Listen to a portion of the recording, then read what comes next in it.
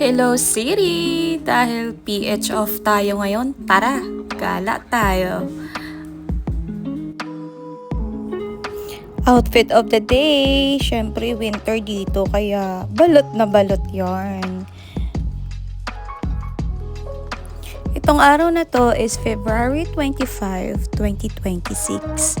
So apparently hindi pa po nagkakaroon ng bombahan sa Middle East. Kaya nakapaggala pa ako ng araw na yan.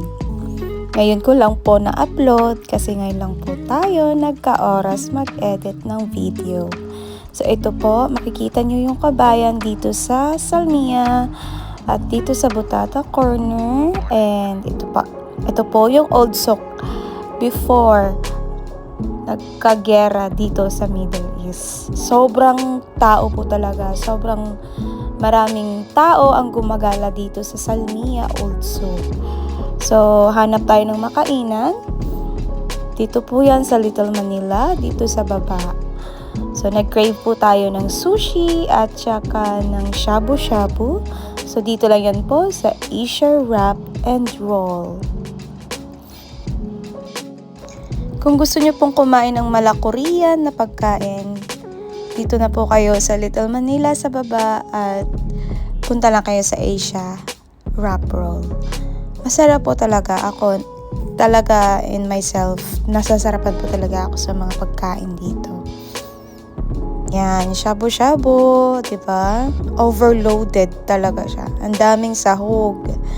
Ang sarap. Oh, namasong dila ako dyan, di nyo lang alam. We'll go back tayo sa gera dito sa Middle East. So far, normal naman po kami ngayon dito. Yung operation po namin, normal lang. May trabaho pa rin po kami. Since it is Ramadan, so far gabi lang po yung trabaho namin. So, it's 6 hours lang po. So, medyo safe naman po kami dito.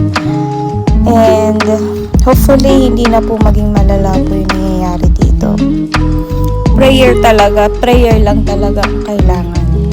So, ayan na po, habang kumakain ako, kausap ko po yung husband ko, ina-update ko po siya kung anong ginagawa ko kasi gumala po siya kasama yung mga kaibigan niya. So, nag-solo ako.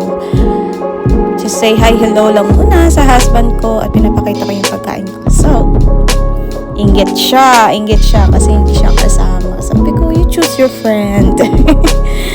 No, I just let him to be happy to with his friend. And syempre, happy rin ako mag-isa.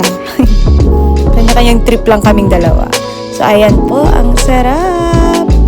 Nakalimutan ko pang tawag dyan. Basta ano yan, chicken, fry siya, tapos rice lang. So, balik po ulit tayo sa gera. Dito po sa Kuwait, actually, nakikita po namin yung missiles na nagliliparan, pero nakikita din namin yung interceptions or yung defense ng Kuwait. So, like, hindi siya natutuloy bumagsak yung missiles kasi nga nai-intercept siya ng military US Kuwait.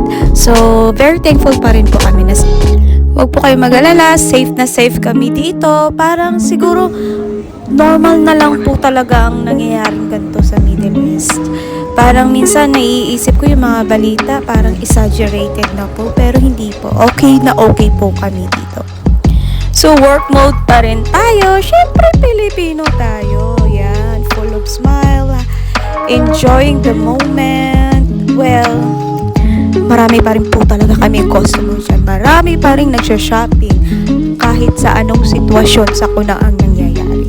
Kaya until next time, be safe everyone. Have a great day.